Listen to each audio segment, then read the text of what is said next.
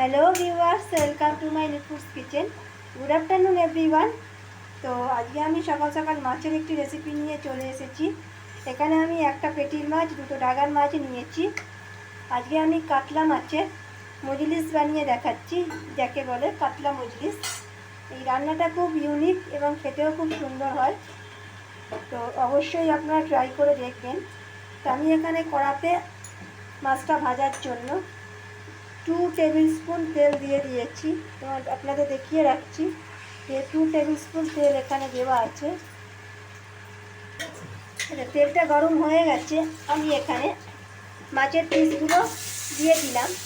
তোমাদের বলে রাখি, মাছের পিসগুলো নুন, হলুদ, লঙ্কার গুঁড়ো, সামান্য তেল দিয়ে যদি তোমরা ম্যারিনেট করে নাও তাহলে মাছটা তেলে দেওয়ার সাথে সাথে ছেটকাবে না। একটু সামান্য তেল দিয়ে আমি ম্যারিনেট করে নিয়েছি।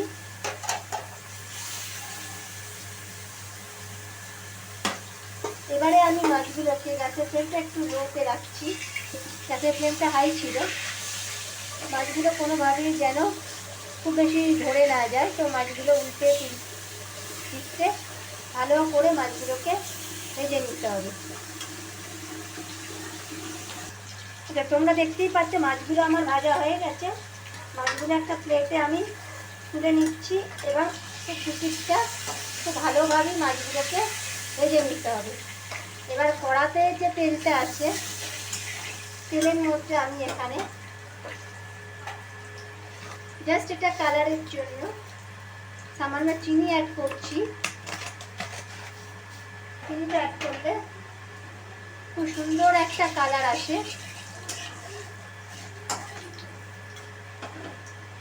আর আমি এখানে গোটা জিরে আর শুকনো লঙ্কা অ্যাড করে দিচ্ছি।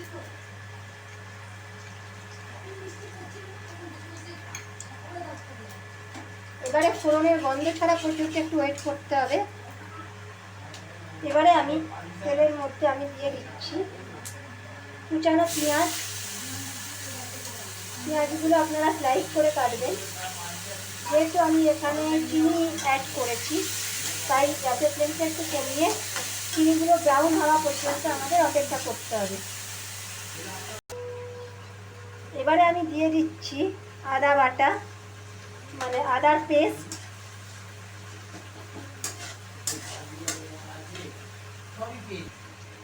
এবারে আমি অ্যাড করে দিচ্ছি টমেটো পিউরি।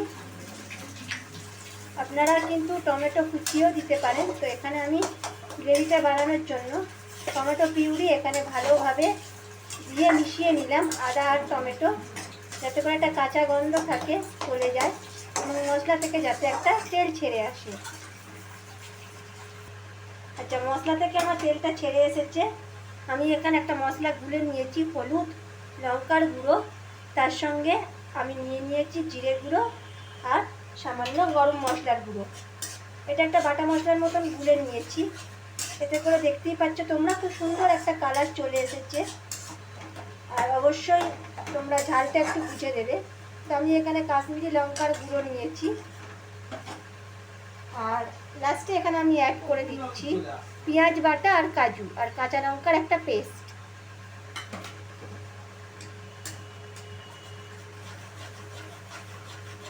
এইটা দিয়ে ভালো করে কিছুক্ষণ আমি কষিয়ে নেব।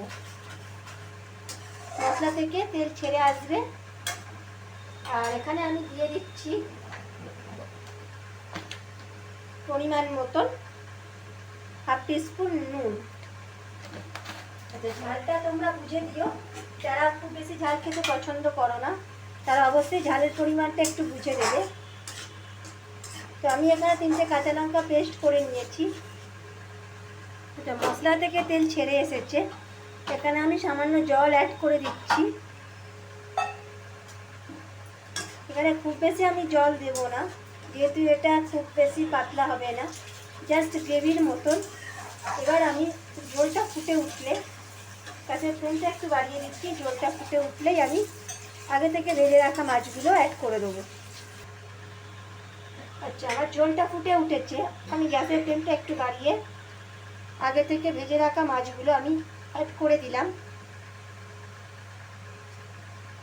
আচ্ছা, আমি এবারে কুচানো ধনেপাতাটাও অ্যাড করে দিচ্ছি। গ্যাসের ফ্লেমটা আমি জাস্ট বন্ধ রাখলাম। তো তোমরা দেখতেই পাচ্ছ খুব সুন্দর একটা আইটেম তৈরি হলো। আমি যেরকমভাবে বানালাম তোমরা একইভাবে বানিও, বাড়ির সকলকে খাইও।